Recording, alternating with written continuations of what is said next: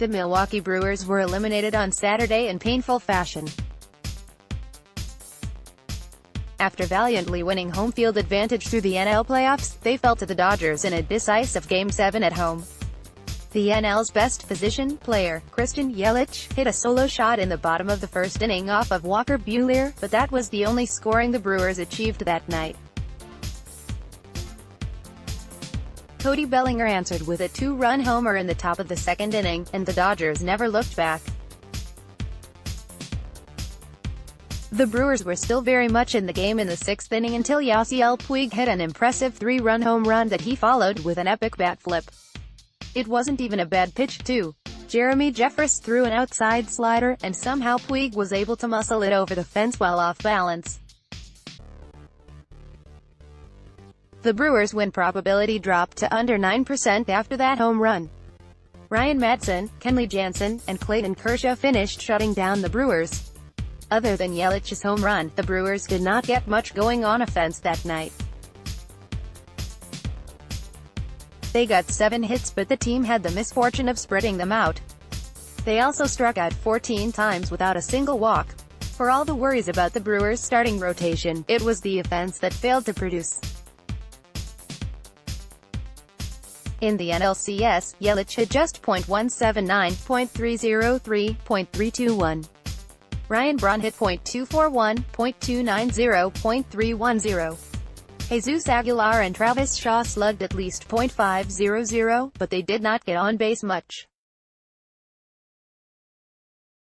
The same can be said about Lorenzo Cain, except he slugged .424. Mid-season acquisition Mike Moustakas was the worst of all, hitting a paltry .138, .194, .172. The offensive star of the series was the person one would least suspect, Orlando Arcia. He was awful at the plate during the regular season, hitting only .236, .268, .307. He hit .360, .385, .600 in the NLCS.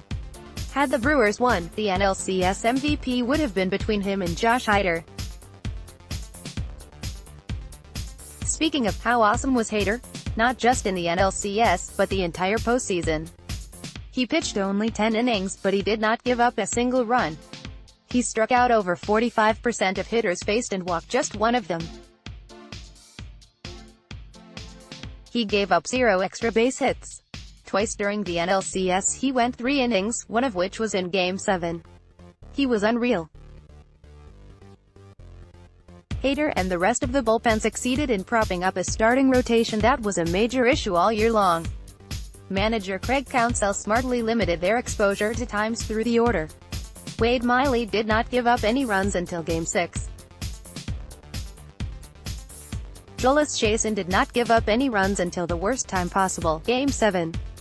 Brandon Woodruff started a game in the NLDS and went only one time through the order, giving up no runs while striking out 3. Gio Gonzalez was the only one to not benefit from Counsell's caution with his starters. He pitched a total of just 3 innings and gave up 2 runs on 3 hits, 1 home run, 2 walks, and just 1 strikeout. The Brewers' offense is better than what they did in the playoffs, but it was far from elite during the regular season, ranking roughly middle of the pack. Jamie Zell discussed their offense over at Brew Crew Ball. Good news is that they will be bringing back everyone, and Archer showed how good he can be, so hopefully we will see a massive improvement in 2019. The defense should still be excellent as well. The core of the bullpen will be back, too, though it is important to remember how volatile reliever performance can be. I am pretty confident in saying that Josh Hader will still be awesome. The rotation obviously needs a lot of work. Chacin got a lot of attention this season, but he was nothing special. He had a 3.88 RA9 and struck out less than 20% of batters faced. Gonzalez and Miley will be free agents, and quite frankly, the Brewers should consider bringing them back. They were solid pitchers during the regular season. Given their age, they should not cost much, and the Brewers need all the help they can get. There will be some interesting options on the free agent market to address the rotation. Dallas Keuchel, J.A. Happ, and Charlie Morton will available. Even veteran Clay Buchholz is worth taking a chance on after a shockingly good season. He had a 2.29 RA 9 over 16 starts with excellent control, albeit with a subpar strikeout rate. It is obviously unsustainable with a high strand rate and .255 BABIP. His 3.74 draw is probably a more realistic expectation in terms of future run average. Patrick Corbin had great timing in having his best season in a contract year. He had a 3.15 RA 9, 30.8 K% and 6.0 BB%. He was worth nearly 6 wins by draw-based WARP. The 29-year-old might command the biggest contract of any pitcher this offseason, but I assure you that the Brewers can afford it. They can afford that, and more. Don't let ownership's complaints of a small market fool you, especially after such a successful season that certainly earned the team more cash. Choosing not to spend is always a choice, not a necessity. This team has only made the playoffs 5 times in its history, and has never won a World Series. This is arguably the best team the Brewers have ever had. I would probably give the nod to the 1982 pennant winners, but this team is right up there. There is no excuse for not doing everything possible to improve this team as much as possible.